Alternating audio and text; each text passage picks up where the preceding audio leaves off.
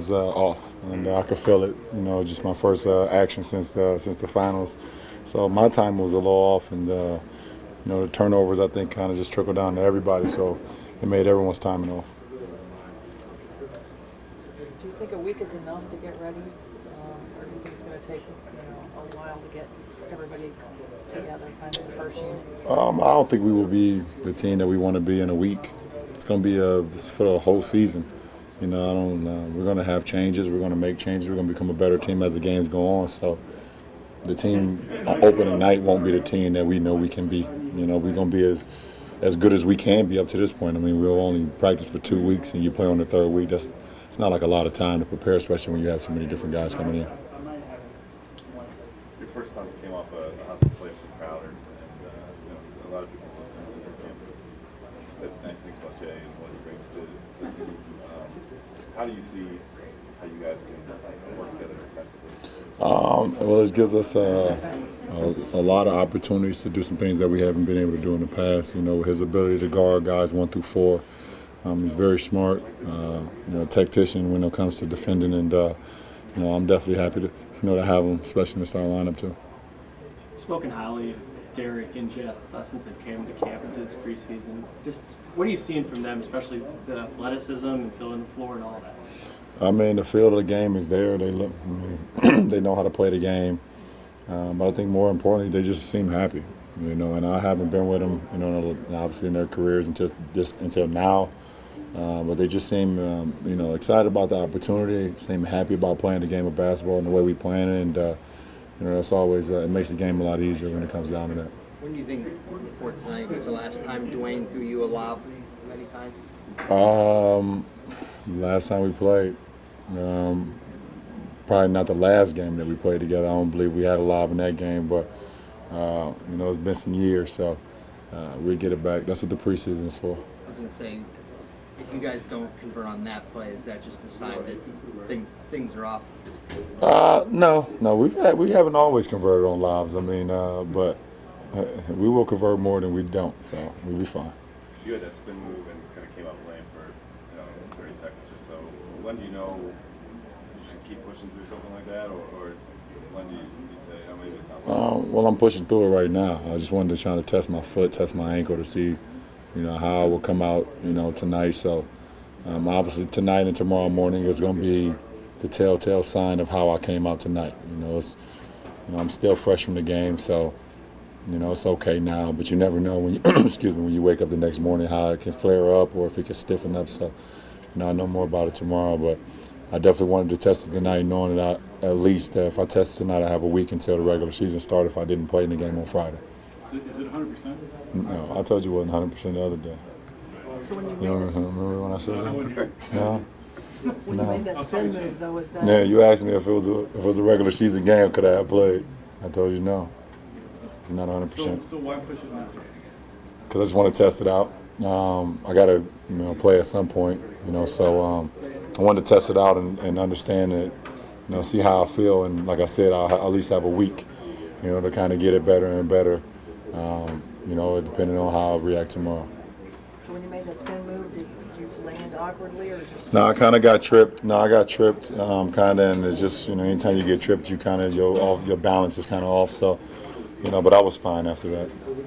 Did it register right away that you were playing with Dwyane again? Did you have to take a moment? Or? No, I haven't. No, not yet. I mean, probably once the season get going, you'll take a moment. But it's the preseason. We're trying to work out things. We're putting new sets in, working out some things, some kinks and things of that nature. So, not yet.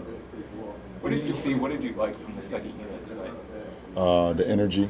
The ball was popping, and they got it from one side to another. They were sharing the ball, and they was defending and rebounding. So that was huge. JR is turned himself into a playmaker as well, and to get him coming off screens where a lot of defenses react to that. He went down the lane through T-top and one lob. Got JG on the pass as well. So, JR's ability to play making that second line helped us out a lot tonight. When you do put in a new place in your head, is there a lot of thinking still going on with the group? Well, it's just it's a process because anytime you have new guys, you kind of, you get to a point where you're kind of out there and you're like, oh, let me see what he can do. Let me see what he can do. and then you start making really bad decisions because you start, you start selling yourself short. All of us, we're all can make plays, and we're trying to, make sure everyone else is happy instead of just playing and reading and reacting. And you can see that tonight, and hopefully we can get better with it, which we will. LeBron, a non-basketball question. I saw you tweeted a supportive message for Josh Gordon today after the 13-minute documentary was released. What's the nature of your relationship, and what prompted it? I have zero relationship with Josh Gordon, but I have a lot of knowledge about substance abuse. I've had someone in my family that's had substance abuse, and it's very easy to point the finger at people when you don't know what they're going through, and that is a real issue. That is a real thing, and it's a real mental thing. And obviously, everyone look at Josh Gordon and saying, how can you continue to do this and do that? And, you're, an NFL player making millions of dollars. There's no way you should be doing this, but you never know what someone's going through. Because it's, like I said, it's a real issue. I know firsthand. Because a loved one of mine have gone through substance abuse, and we had to make sure that we got them professional help because it's a real situation. So, I applaud Joshua what he's doing. I thank him for allowing our cameras to actually follow him throughout his rehab. And, no matter what happens, no matter if he even plays another snap, I know that's his dream. That'll be great to see him out on the field, but no matter if he does that, I just hope he comes out and be a better person and hope he's healed, because it's not even when he comes out, I know a lot about this, even when he comes out, it's still not over. That's just the beginning. That's just the beginning of being the best man that he can become. So I wish him well, like I said in the tweet. Again, I feel like I keep on saying it. We don't really have a traditional point guard.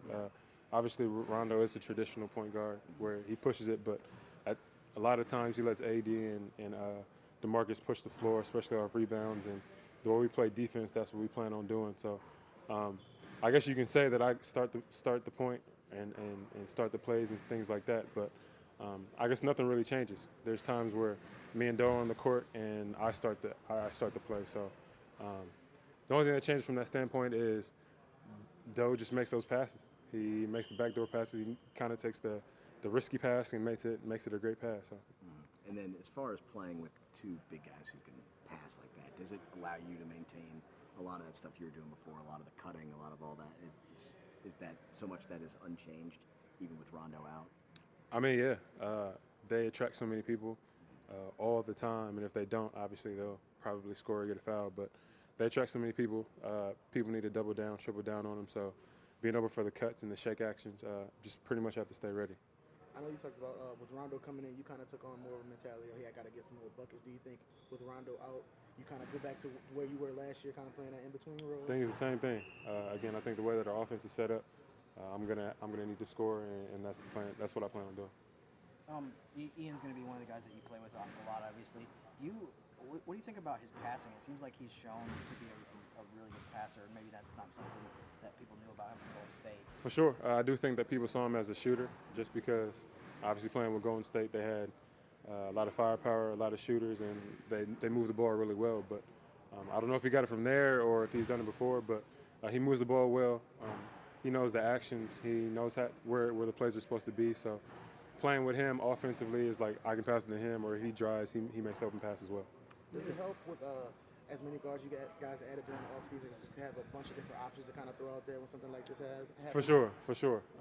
Obviously, this is kind of becoming like a guards league where you got to have a wide variety and a large range of guards. So to be able to do that, switch 1 through 4, to be able to play multiple positions offensively, definitely benefits us. Each one mentioned that he's healthier this year. He's over kind of the foot issue that he had last year. Do you feel like just in preseason so far in camp that he's played really well? It seems like he shot the ball really well too. He's done great. He's moved great. Switching from second team to starting. Obviously he's professional and he's been through that before, so probably nothing is difficult for him in that aspect. But the way he's been playing, the way he's been looking really strong. What is the difference for you playing alongside Rondo or playing alongside Dwyane? Are the roles still mostly the same? It's pretty much the same. Dwyane can bring the ball up, same thing. Again, our offense isn't for a traditional point guard is really to get into, I guess, swing the ball and be able to read off each other. So that's more so of a team aspect, getting into a groove, swing the ball from side to side. The ball has energy, so to be able to make back cuts, throw it into the post. You have DeMarcus, they double down, or AD, or whatever it is. So there's just so many options out of our offense that you don't really need a traditional point guard.